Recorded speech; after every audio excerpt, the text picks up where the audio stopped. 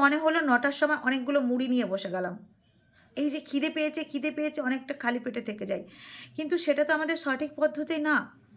আমাদের কি বলছি, আমাদের কিন্তু এই সিস্টেমে আমাদেরকে কিন্তু দেখায় যে 5 টাইম মিল প্ল্যানস, 5 বার খেতে হয়। কিন্তু না হলে আমরা কিন্তু আমাদের জানতাম কি অনলি ফর 3 বার খেতে হয়। সকালে একবার, আপনার হচ্ছে দুপুরে একবার, রাত্রে একবার। সকালে এতগুলো ভাত, দুপুরে সকালে এতগুলো মুড়ি, আর হচ্ছে আপনার দুপুরে এতগুলো ভাত। একদম পুরো আমরা জানি মেয়েরা মানে আমরা একদম সবার লাস্টে বসি, কড়া টড়া যা পারি নিয়ে বসে যাই, ওই জাম টাম যা থাকে, তাই তো? এটা আমরা সব মেয়েরা করি, এবার আমিও করতাম। কে আবার ওটার জন্য আবার এই বাটি ফাটি নেয়? বাট থ্যাঙ্কস দিস সিস্টেম, এই সিস্টেম আমাদেরকে সুন্দর করে একটা ডিজাইন করে দিয়েছে, যেখানে কিন্তু আমাদের নিজেদের জন্যও বাটি আছে, নিজেদের জন্যও একটা স্পেশাল থালা আছে, নিজেদের জন্য ছোলা ভাজাটাও খাই, কিন্তু আগে জানি আমাদের জন্য কটোরিতে, নালে কী হতো, ওই হাতে ঢালতাম আর খেতাম, হাতে ঢালতাম খেতাম। এটা আমরা সবাই করি তো, করি। নিজেদের জন্য আমাদের কোনো কিছু করি না। বাট আমাদের এই সিস্টেম আমাদেরকে সুন্দর করে একটা ডিজাইন করে দিয়েছে, তাই না? তার জন্যই কিন্তু এত সুন্দর আছি। নাহলে কিন্তু কিন্তু আমি যদি আমার কথা ভাবি, কোনো সিজারিয়ান মা ভাবতেই পারে না যে 8 মাস তার বেবি থাকা সত্ত্বেও কিন্তু 12 কেজি ফ্যাট লস করেছে। এটা কিন্তু কোনো জোকস নয়। আমি এখনও প্রপার ডায়েটে আসতে পারিনি, কারণ ওই যে আমার বেবি ব্রেস্টফিড করে, প্রপার ডায়েটে আসতে পারে না। কিন্তু তা সত্ত্বেও আমি আমার লাইফস্টাইল থেকে কিন্তু একদিনও সরে যাইনি। আমার যে এভরিডে যা খাবার দরকার সেখান থেকে কিন্তু এক চুলও আমি নড়ে যাইনি।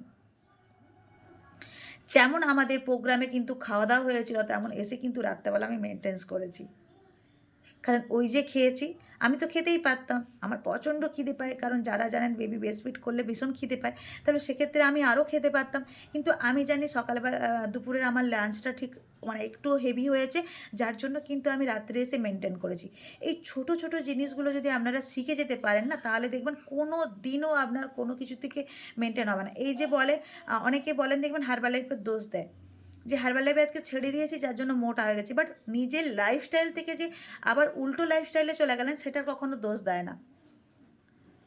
নিজে কখনো স্বীকারই করে না। এই যে বিয়ে বাড়ি যাচ্ছে, অনুষ্ঠান বাড়ি, এই ডিসেম্বর মাস জানুয়ারি মাস প্রচুর অনুষ্ঠান, তা সত্ত্বেও কী হচ্ছে, আমাদেরকে জানতে হবে আমার জন্যে কতটা। বাট আমি যাওয়ার আগে কোচকে একবার ফোন করে নেব যে ম্যাম আজকে আমার প্রোগ্রাম আছে, আমি কী খাবো। তাহলে দেখবেন আপনার কোচ আপনাকে গাইড করে দেবে আপনার আজকে কী খাওয়া উচিত। তবেই না আপনি অনুষ্ঠান বাড়িতে খাবেন। অনুষ্ঠান বাড়িতে যাব, অনেক কিছু খাবো না, আবার অনুষ্ঠান বাড়িতে যাব খাবো, বাট কোনটা খাবো? প্লিজ, ফোন আছে আপনার কাছে, কোচকে ফোন করে নিন। তাহলেই দেখবেন যদি কোচকে আপনি ফোন করেন, তাহলে কোচ আপনাকে বলে দেবে, প্রপার গাইড করে দেবে যে আপনার ওই দিনটা কী খাওয়া উচিত, অনুষ্ঠান বাড়ি যাওয়ার আগে কী কী মেনটেন করা উচিত। ওকে? তো এইটা একটু মেনটেন করবেন, তাহলে দেখবেন আপনি সুন্দর রেজাল্ট পাবেন। তো চলুন, আজকে আর কথা নয়, সবাই কিন্তু শেক রেডি করে নিন। অলরেডি কিন্তু 8টা 10 হয়ে গিয়েছে। তো সারাদিন জলটাকে কমপ্লিট করবেন। আর কোচ যদি আপনাকে ফোন না করেন, আপনি কোচকে ফোন করবেন, কারণ কোচের কিন্তু আপনার মতো প্রচুর মানুষ আছেন, কিন্তু আপনি একটু কোচকে ফোন করবেন। কোচের সাথে সবসময় জানি রিলেশনকে গাঢ় যত করবেন, কোচ দেখবেন আপনার প্রতি, আপনার জন্য আরও সুন্দর সুন্দর ডিজাইন করে দেবে আপনাকে। ওকে? শুধু আপনার নয়, আপনার ফ্যামিলির ডিজাইনও করে দেবে আপনার পাশাপাশি, যদি কোচের সাথে একটু ভালো রিলেশন রাখেন। ওকে? সো চলুন, টাটা। সবাই খুব ভালো থাকুন, হ্যাপি থাকুন, আর শেকটা খেয়ে নিন। আর আজকে ছোট্ট করে একটু কতজন আছি আমরা? 13 জন। কৌশিক স্যারের মুখ থেকে একটু শুনে নিই। কৌশিক স্যার কেন এখানে থেকে গেলেন? কৌশিক স্যার আনমিউট করে নিন। Yes. Thank you so much ma'am, thank you everyone. এই সিস্টেমের থেকে যাওয়ার কারণ হলো আমি এখানে সুস্থ আছি।